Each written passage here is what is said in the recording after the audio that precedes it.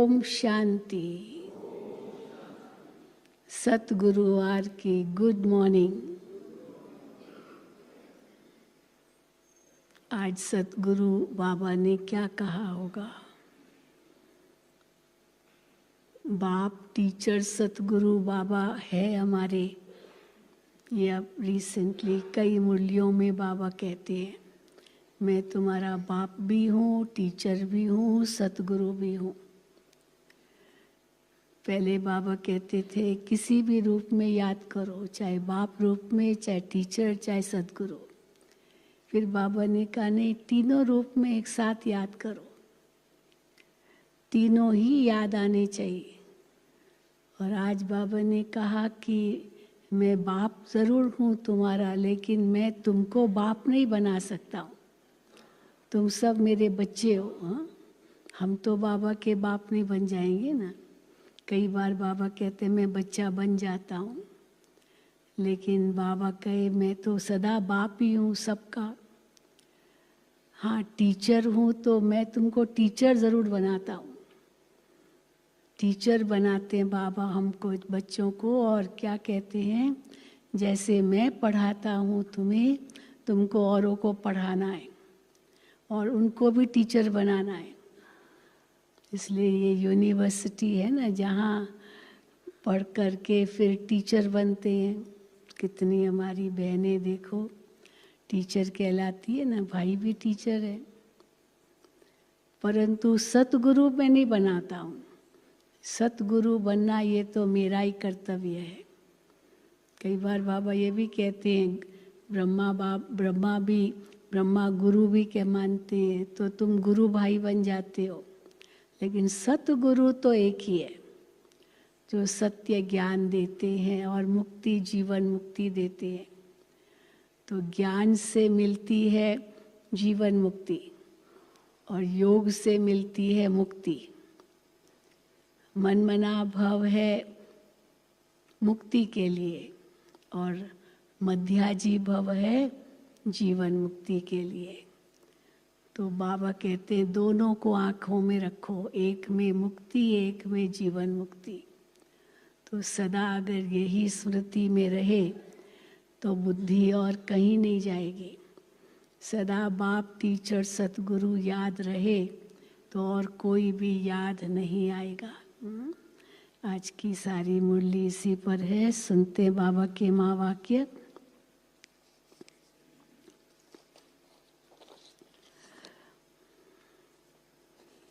आज 21/11/2024 है। मीठे बच्चे, तुम्हें अब टीचर बन सबको मन वशीकरण मंत्र सुनाना है। कौन सा है मन वशीकरण मंत्र? हाँ, मन मना भव ना। तो बाबा कहते हैं तो तुम्हें अब टीचर बन सबको मन वशीकरण मंत्र सुनाना है। ये तुम सब बच्चों की ड्यूटी है।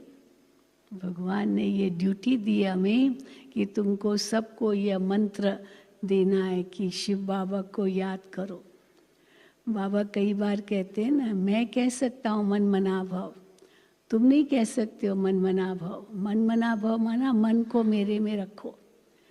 तो मन को मेरे में रखो ये भगवान कहते हैं, हम आत्माएं थोड़ी कहती हैं। हमारे में थोड़ी मन रखो। परंतु ये ज़रूर कहो, शिव बाबा कहते हैं मन मना भव, मन को मेरे में रखो। तो ये वशीकरण मंत्र मन को वश करने का, ये केवल जपने का नहीं है।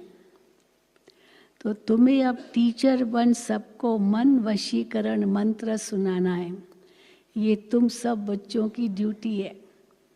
सब ड्यूटी ये निभाते हैं ना, भगवान का परिचय सबको देना, ये हम ब्राह्मणों की ड्यूटी है।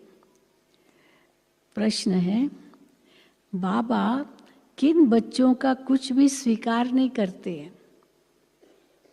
हाँ, किन बच्चों का कुछ भी स्वीकार नहीं करते हैं? इसमें बहुत बड़ा राज है।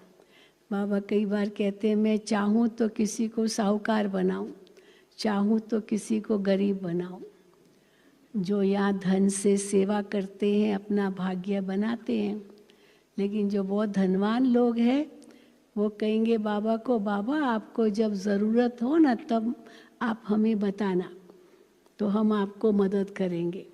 अब भगवान दाता है, वो आपको क्यों कहेगा अभी मदद चाहिए तुम्हारी, तुम मदद करो। बाबा तो दाता है, और बाबा को तो कुछ अपने लिए चाहिए ही नहीं। जो करते सब बच्चे करते अपने लिए ही करते हैं। मकान भी बच्चे बनाते अपने लिए, बाबा को तो नहीं चाहिए। लेकिन बाबा किन बच्चों का कुछ भी स्वीकार नहीं करते? उत्तर, जिन्हें अहंकार है कि मैं इतना देता हूँ, मैं देता हूँ, हाँ मैं इतना देता हूँ इसलिए यज्ञ चल रहा है। अब बताओ कितना बड़ा अभिमान। बाबा के तो कितने बच्चे हैं। जिन्हें अहंकार है कि मैं इतना देता हूँ, मैं इतनी मदद कर सकता हूँ, बाबा उनका कुछ भी स्वीकार नहीं करते। वो फराग दिल होकर के बाबा को देते नहीं। हाँ बाबा आपको जब चाहिए ना आप मांग लेना। अब बाबा क्यों मांगेगा? हाँ बाबा थोड़ी भिखारी है जो मांगेगा, वो तो दाता है। इसीलिए बाबा कहे तो बाबा अंत में आएंगे, सब कहेंगे हमारा लो, सब खत्म होना है तो लो, बाबा लेगा ही नहीं।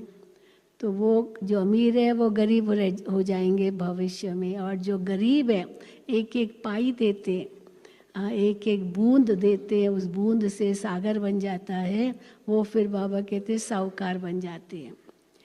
तो जिन्हें अहंकार है मैं इतना देता हूँ, मैं इतनी मदद कर सकता हूँ, बाबा उनका कुछ भी स्वीकार नहीं करते। बाबा कहते हैं ये मेरे हाथ में चाबी है। कौन सी चाबी? साक्षात्कार कराने की चाबी तो है, लेकिन ये दूसरी चाबी है। मेरे हाथ में चाबी है, चाहे तो मैं किसी को गरीब बनाऊं, चाहे तो किसी को साहूकार बनाऊं। अगर बाबा धन स्वीकार करते तो वो साहूकार तो बनेगा ही ना, और नहीं स्वीकार करते तो साहूकार थोड़ी बनेगा, गरीब बनेगा। तो चाहे किसी को गरीब बनाऊं, चाहे किसको साहूकार बनाऊं, ये भी ड्रामा में राज है। जिन्हें आज अपनी साहूकारी का घमंड है वो कल गरीब बन जाते हैं, और गरीब बच्चे बाप के कार्य में अपनी पाई पाई सफल कर साहूकार बन जाते हैं। पाई पाई सफल करते हैं, हाँ बहुत बड़ा भाग्य बन जाता है उनका, पाई पाई सफल करते हैं। कई कहते हैं ना भगवान को अगर इतना बड़ा कार्य कराना था इस सृष्टि के परिवर्तन का, तो कोई ऐसे अरबपति खरबपति व्यक्ति के तन में प्रवेश करता और उसके द्वारा कराता, उसका सारा धन लग जाता, तो फिर तो और किसी के धन की ज़रूरत ही नहीं होती। लेकिन बाबा कहते नहीं, मैं तो साधारण तन में आता हूँ और गरीबों की पाई पाई सफल करता हूँ। वो एक ही सब कुछ कर ले तो बाकी का सफल कैसे होगा? तो बाबा कहते हैं वो कल गरीब बन जाएंगे जो अभी अपना मगरूरी दिखाते हैं, और गरीब बच्चे बाप के कार्य में अपनी पाई पाई सफल कर साहूकार बन जाते है ना। कई बार बाबा ने मुरली में कहा, ऐसे माताएं आती थी, गरीब माताएं, गांव की माताएं, तो पोटली में थोड़े चावल, थोड़ा गेहूँ, मना आटा या जो कुछ भी शक्कर आदि, ये सब पोटली पोटली बना करके ले आती थी बाबा के सामने। बाबा ये यज्ञ में सफल करना। अभी भी कई लाते ऐसे। तो बाबा उनका जो भी को देते थे बाबा आँखों पर रखते थे, बच्चे तुम यहाँ बाप के मददगार बनते हो, बाबा तुमको महल देगा। एक ईंट बाबा मेरी लगा देना। मनी ऑर्डर भेजते थे, एक ईंट कितने भेजते होंगे, चलो 5 रुपया 10 रुपया कुछ भेजते होंगे, और मनी ऑर्डर का कितना पैसा लगता भी होगा, लेकिन मेरी एक ईंट लगा देना।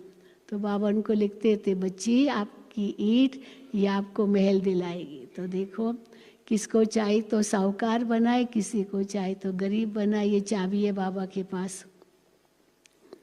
ओम शांति। ये तो रूहानी बच्चे जानते हैं कि बाप आए हैं हमको नई दुनिया का वर्षा देने। ये तो बच्चों को पक्का है ना कि जितना हम बाप को याद करेंगे उतना पवित्र बनेंगे। दोनों का आपस में संबंध है, याद करेंगे तो पवित्र बनेंगे और पवित्र बनेंगे तो याद ठहरेगी। हाँ, दोनों का आपस में संबंध। जितना याद करेंगे बाप को उतना पवित्र बनेंगे। जितना हम अच्छा टीचर बनेंगे उतना ऊंच पद पाएंगे। मीठे मीठे सिकी लदे बच्चों प्रति माता पिता बाप दादा का याद प्यार और गुड मॉर्निंग। रूहानी बाप की रूहानी बच्चों को नमस्ते। हम रूहानी बच्चों की रूहानी बाप दादा को याद प्यार गुड मॉर्निंग और नमस्ते। धारणा के लिए मुख्य सार, ज्ञान का खूब विचार सागर मंथन करना है। जो सुना है उसे उगारना है, अंतर्मुख हो जाना है कि बाप से ऐसी दिल लगी हुई है जो वो कभी भूले ही नहीं। ऐसे अंतर्मुखी हो जाओ, जो बाप से ऐसी दिल लगी हुई है जो कभी भूले ही नहीं। दूसरा, कोई भी प्रश्न आदि पूछने में अपना टाइम वेस्ट न कर याद की यात्रा से स्वयं को पावन बनाना है। अंत समय में एक बाप की याद के सिवाय और कोई भी विचार न आए, ये अभ्यास अभी से करना है। वरदान, दृढ़ संकल्प रूपी व्रत, दृढ़ संकल्प रूपी व्रत द्वारा वृत्तियों का परिवर्तन करने वाले महान आत्मा भव। दृढ़ संकल्प रूपी व्रत द्वारा वृत्तियों का परिवर्तन करने वाले महान आत्मा भव। महान बनने का मुख्य आधार है पवित्रता। इस पवित्रता के व्रत को प्रतिज्ञा के रूप में धारण करना, अर्थात महान आत्मा बनना। कोई भी दृढ़ संकल्प रूपी व्रत वृत्ति को बदल देता है। पवित्रता का व्रत लेना अर्थात अपनी वृत्ति को श्रेष्ठ बनाना। व्रत रखना अर्थात स्थूल रीति से परहेज करना, मन में पक्का संकल्प लेना है ना। जब व्रत का दिन आता है, व्रत है मेरा, तो चाहे कितने भी पकवान आदि रख लो, भाई नहीं मेरा व्रत है, आज ये सब नहीं खाएंगे।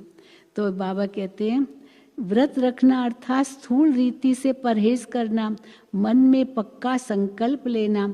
तो पावन बनने का व्रत लिया और हम आत्मा भाई भाई हैं, ये ब्रदरहुड की वृत्ति बनाई। इसी वृत्ति से ब्राह्मण महान आत्मा बन गए। स्लोगन, तो व्यर्थ से बचना है तो मुख पर दृढ़ संकल्प का बटन लगा दो। अब बटन लग गया तो व्यर्थ बोल भी नहीं निकलेंगे और व्यर्थ संकल्प भी नहीं निकलेंगे, मन में आएंगे। आज का व्यक्ति इशारा, आज 21 तारीख है। कंबाइंड सेवा के बिना सफलता असंभव है। मेरे बाबा मेरे साथ है, हाँ ये सोचना। तो बाबा कहते कंबाइंड सेवा के बिना सफलता असंभव है। ऐसा नहीं हो कि जाओ सेवा करने और लौटो तो कहो माया आ गई, मूड ऑफ हो गया, डिस्टर्ब हो गए। इसलिए अंडरलाइन करो, सेवा में सफलता या सेवा में वृद्धि का साधन है स्व और सर्व की कंबाइंड सेवा। स्व और सर्व की कंबाइंड सेवा। ध्यान रहे कोई भी सेवा हमारी स्थिति को डगमग न कर दे।